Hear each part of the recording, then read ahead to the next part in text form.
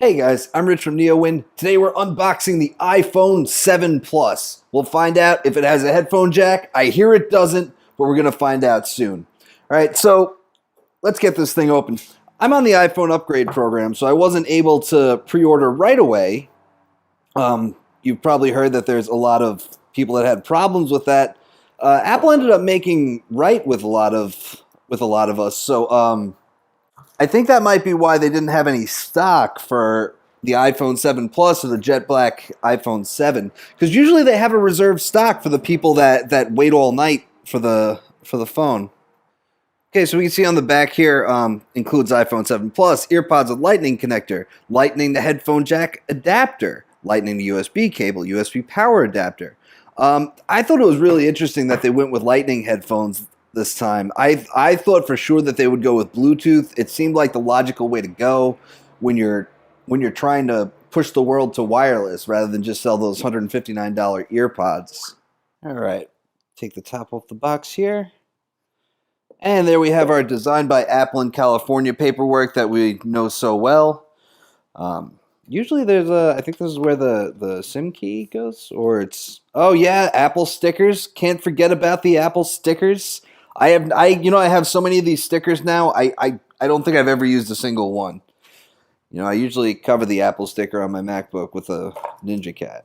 All right, so here's our phone. I got regular black.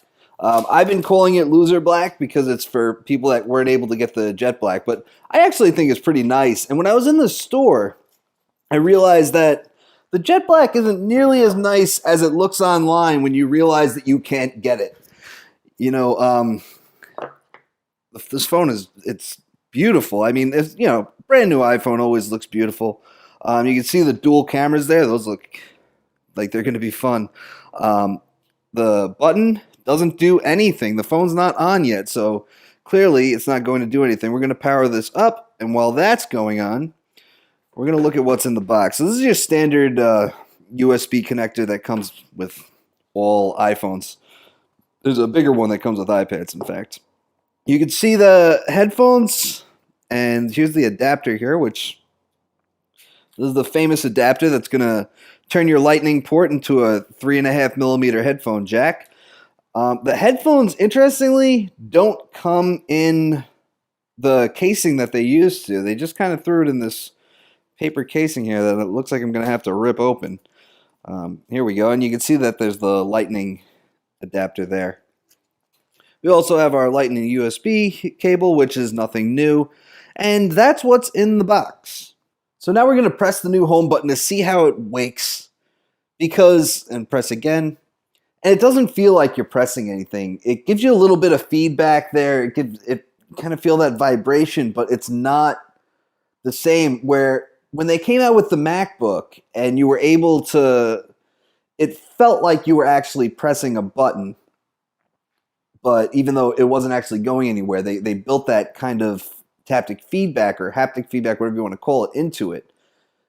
This doesn't feel like that. It just kind of feels like it's vibrating when you press it.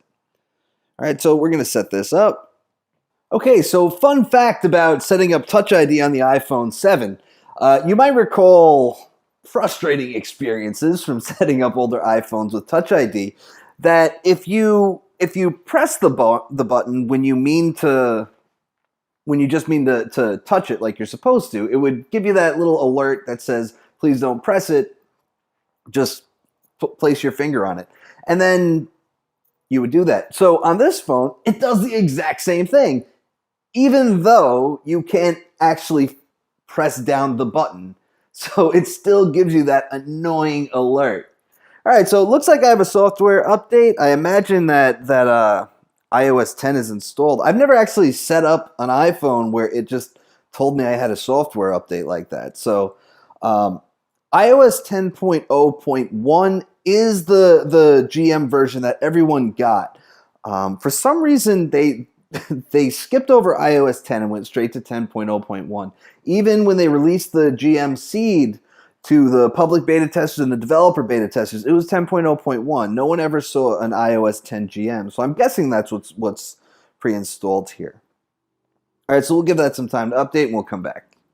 Okay, so while this is restoring from iCloud, there are a couple more things that we could talk about. We talked about the home button, which is a very different experience for regular iPhone users. And I mentioned this last year in my review of the 6S and the 6S Plus, is they came out with this Touch ID 2.0, and suddenly it was so fast that you couldn't interact with the lock screen.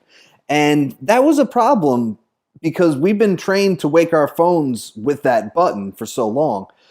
Then you had to learn to use the power button.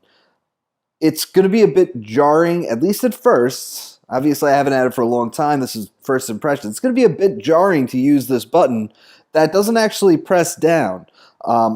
And the thing is, you can see there's no headphone jack here, and the button doesn't press. So if you ask me, because this is the exact same dimensions as the 6S Plus, same thickness, same height, same width, I think it speaks to their plans for future iPhones. If they're planning to make it so thin that they don't have room to let you press that, or they're planning to kill that button altogether, because one of the reasons that they killed that headphone jack was so they could make the bezel smaller, because this is a pretty big phone, and it's actually bigger than most 5.5-inch screen phones. But I want to go back to the headphones, because this is the adapter. The packaging is just really terrible here. It's this cardboard packaging, and if you've ever bought an iPhone, or if you've ever bought earpods, you know that they usually come in this plastic box that you can put them back inside and keep them all nice. This really just has that look of we kind of put this in the box because we had to, because we're too cheap to give you Bluetooth headphones, which really bothered me. I mean, it's obviously a push toward wireless, because the Apple Watch was a push toward wireless. If you want to listen to music on the Apple Watch, you need Bluetooth headphones. The MacBook was a push toward wireless because it only has that USB-C port. So obviously removing the headphone jack on the iPhone is the same thing. So giving away Lightning headphones is just kind of like the cheap way to go about it. This adapter, it's not the sexiest thing in the world, but it should get the job done. It's going to plug in right down here, and you can plug in your headphones into it. I know people have come up with the question of, what do I do if I want to charge my phone and listen to music at the same time? Well, honestly, that's not really a problem for me. There are adapters that you can buy from third parties where it'll plug into the Lightning port and it'll split it into a headphone port and a Lightning port. But honestly, when I'm at home, I usually have a Bluetooth speaker, or I'll have it on Bluetooth with the Amazon Echo, and that works just fine. Honestly, we should all be getting Bluetooth headphones if you're getting this phone. I wouldn't plan on a long-term solution of using this adapter or using the Lightning headphones. All right, so this is going to take a little while. We're going to come back to it, though, because there are some features that I want to check out on this phone before we wrap up. I want to check out the new camera features. Apparently, you could do optical zoom now. The depth mode isn't here yet. They said a software update later this fall, so most likely iOS 10.1. Hopefully, we'll get a developer beta within the next few days, and we'll be able to test out that feature then. Okay, so this thing is finally done restoring. It's exactly the same home screen as my last phone. Apps are still downloading, of course. They added GarageBand, iMovie, Keynote, Numbers, and Pages for me, which I will delete as soon as I'm done with this video. So there's a couple things that I've noted. First of all, the phone is pretty warm. I wouldn't call it hot, but it's warm, and it might be the warmest I've used an iPhone in a few years.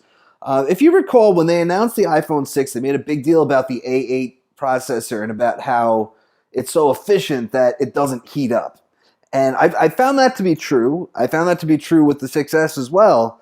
And it kind of concerns me about this. I mean, maybe, it was doing stuff. Obviously, it was restoring from backup and updating it. It did a lot of stuff. So we'll see how that goes in the review period.